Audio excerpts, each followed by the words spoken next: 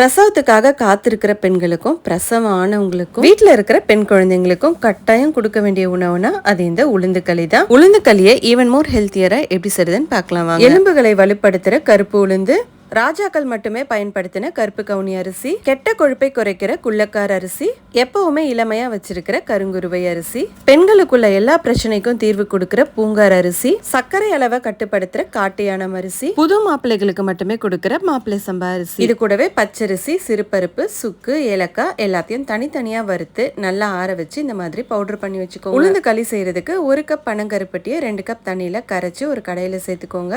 இப்ப இதுல 1 கப் உளுந்து மாவை சேர்த்து ஃபர்ஸ்ட் நல்லா கரைச்சிக்கோங்க. கட்டி இல்லாம கரைச்சதுக்கு அப்புறமா ஸ்டவ் ஆன் பண்ணி இதை வேக விடுங்க.